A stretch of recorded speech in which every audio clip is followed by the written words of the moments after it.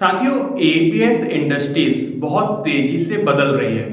खास तौर से वो रिटेलर जो कि 2017, 18 या 2019 में जुड़े थे, वो जानते हैं कि जब वो जुड़े थे उस समय एपीएस मार्केट का स्वरूप क्या था, काम करने का तरीका क्या था और इस प्रकार के कोई बाउंडेशन नहीं लगे थे और बहुत सारे जो आजकल फ्रॉड देखने में आते हैं, ये फ्रॉड भी उस समय नहीं हुआ करते थे। लेकिन अब जो है खासतौर से लॉकडाउन के बाद जो सिचुएशन बनी है, अभी लगातार फ्रॉड बढ़ते जा रहे हैं और एईपीएस कंपनियां, आरबीआई, एनपीसीआई और जो हमारे एग्रीगेटर बैंक होते हैं, ये तरह तरह के रिस्ट्रिक्शन आप सभी की आईडियों पर लगाते जा रहे हैं, जिसकी जानकारी हम अपने वीडियो में देते हैं और लगभग आप इन सभी चीज़ों से अवेयर हैं। लेकिन अभी कुछ नए बदलाव हो रहे हैं और अघोषित रूप से हो रहे हैं, जिसकी जानकारी कई बार कंपनियों को भी नहीं हो पाती है और रिटेलरों को भी नहीं हो पाती है। और आज का जो वीडियो है वो खास तौर से हमारा डिस्ट्रीब्यूटरों को लेके हो सकता है, क्योंकि जो डिस्ट्रीब्यूटर होते हैं इनका दायित्व होता है कि वो रिटेलर आईडी को क्रिएट करें अपने एरिया में जाके।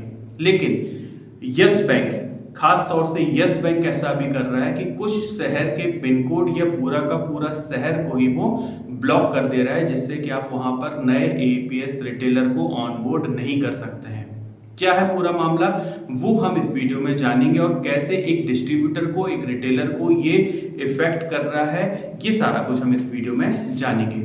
मेरा नाम है सुशील मोदी और आप देख रहे हैं आपका अपना यूट्यूब चैनल मंथन विद मोदी, जिसमें कि हम मंथन करते हैं बैंकिंग और टेक्नोलॉजी से संबंधित नए नियमों की, नई जानकारी की बात करते हैं। अगर आपको कहीं से भी ये वीडियो हमारा हेल्पफुल लगता है, इन्फॉर्मेटिव लगता है, तो आप इस वीडियो को लाइक और शेयर जरूर करिएगा। और यदि आप अभी तक हमारे चैनल पर सब्सक्राइब नहीं किए हुए हैं तो इसको सब्सक्राइब जरूर कर लीजिएगा, इसका कोई भी पैसा नहीं लगता है। सब्सक्राइब करने का आपको फायदा ये होगा कि जब भी हम कोई नया वीडियो लेके आते हैं तो उसका नोटिफिकेशन आप तक पहुंचता है और वो वीडियो आप देख पाते हैं और आपको उसका कुछ ना कुछ लाभ मिल जाता है। साथ ही दोस्तों, आप जानते होंगे कि जो हमारी पुरानी फिंगरप्रिंट थी L0, वो बंद हो चुकी हैं और बहुत सारे रिटेलर भाई ऐसे हैं जिन्होंने अभी भी L1 नई डिवाइस परचेस नहीं किया है। यदि आपने अभी तक नहीं परचेस किया और ऑनलाइन परचेस करना चाहते हैं तो इस वीडियो के डिस्क्रिप्शन में हमने उनकी लिंक दी है, वहां जाके आप परचेस कर सकते हैं। अब बात करते हैं मुख्य मुद्दे पर आके। बैंकों के, आरबीआई के और जो कंपनियों के नियम है वो लगातार टफ होते जा रहे हैं, उसके बाद भी जो बैंकिंग फ्रॉड है वो रुक नहीं रहा है। ऐसे में जो बैंकों का इंटरनल मॉनिटरिंग सिस्टम है, ये अलग अलग रिटेलर के बेस पर, पिन कोड के बेस पर ये वॉच कर रहा है कि किन पिन कोड पर ज़्यादा फ्रॉड रिपोर्ट हो रहे हैं। और चूंकि ये रिपोर्ट जो फ्रॉड हो रहा है, ये देखा जा रहा है कि नई आईडियों से हो रहे हैं। पुरानी जो आइडिया है, मतलब जो पुराने हमारे रिटेलर भाई हैं वो तो स्थापित हैं, उनकी दुकानें खुली हुई हैं, वो अच्छा काम भी कर रहे हैं। हो सकता है थोड़ी बहुत वो गाइडलाइन को फॉलो नहीं करते हैं, लेकिन सामान्यतः वो अच्छा काम कर रहे हैं। और कभी कोई पेमेंट फंस भी जाता है तो कस्टमर उन पर ट्रस्ट करता है और वो उनको गाइड भी कर देते हैं कि आपका 5 to 7 डेज में वो पैसा वापस आ जाएगा। लेकिन अभी जो ये फ्रॉड रिपोर्ट हो रहा है, ये सामान्यतः नई आईडियो में हो रहा है, मतलब जो नए रिटेलर बनाए जा रहे हैं इन पर ही ये फ्रॉड हो रहा है।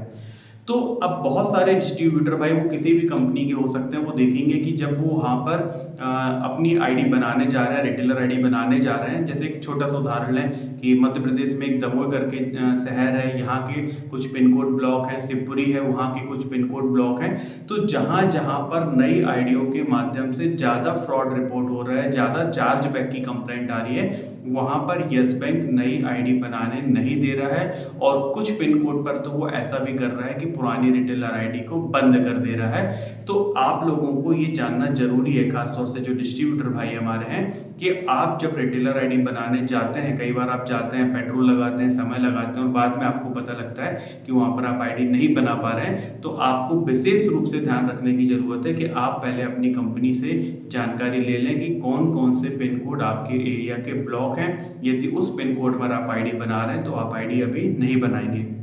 और ये जो ब्लॉकेज होता है ये तात्कालिक हो सकता है, मतलब परमानेंट नहीं होता है। हो सकता है कि जब वहाँ पर फ्रॉड रिपोर्ट कम हो तो यस बैंक उनको वापस चालू कर दे, और ये भी हो सकता है कि फ्रॉड रिपोर्ट बढ़ते जाए तो वो कभी भी उन पिन कोड को चालू ना करे। और बहुत सारे पिन कोड हर हफ्ते, हर महीने इसमें नए नए जुड़ते जाते हैं।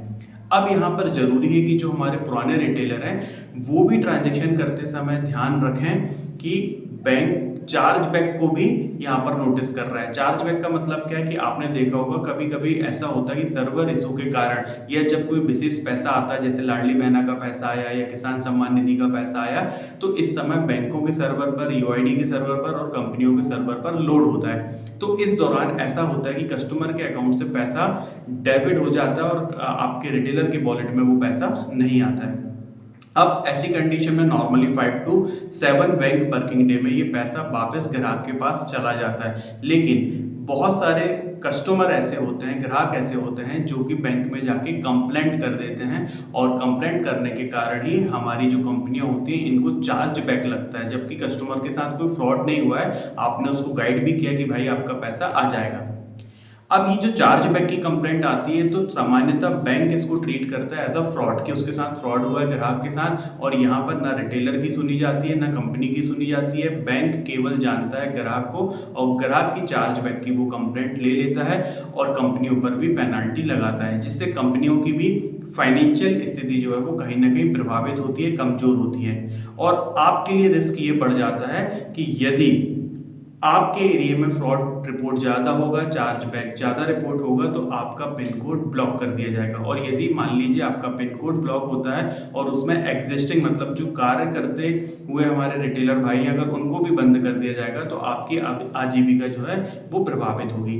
तो आपको संभल के काम करने की ज़रूरत है, कस्टमर को गाइड करने की भी ज़रूरत है। और यदि आप जब काम करते हो और आपने देखा कि सर्वर थोड़ा स्लो है, काम नहीं कर रहा, तो आप बार बार ट्राई मत करिए, क्योंकि ये बार बार ट्राई करने के चक्कर में ही कई बार पैसा फंस जाता है और कंपनी का चार्जबैक लगता है। आशा करते हैं हमारे द्वारा दी गई जो जानकारी है ये आपको समझ आई होगी और आपको व्यापार व्यवसाय करने के लिए कहीं ना कहीं हेल्पफुल लगी होगी। इसलिए इस वीडियो को लाइक शेयर जरूर करिएगा, चैनल को सब्सक्राइब कर लीजिएगा। यदि आपके कोई प्रश्न बनते हैं तो वीडियो के कमेंट में जाके आप हमको प्रश्नों के बारे में बताइएगा। यथासंभव हम अपने नेक्स्ट वीडियो में उनको कवर करेंगे। और एक यूआईडी की नई गाइडलाइन आई है जो कि 1 जनवरी 2026 से लागू होगी, इस पर भी हमको चर्चा करना है। लेकिन इस पर हम वेट कर रहे हैं अभी कि प्रॉपर जानकारी इस पर आ जाए। बहुत सारे यूट्यूबर भाइयों ने आधा अधूरा समझ के वो वीडियो बनाया हुआ है, लेकिन हम चाहते हैं कि आपको प्रॉपर जानकारी मिले, प्रॉपर गाइडलाइन मिले, उसी के बाद ही हम वो वीडियो बनाएंगे। वीडियो देखने के लिए बहुत बहुत शुभकामनाएं दोस्तों। आपका दिन शुभ हो। वंदे मातरम। जय हिंद।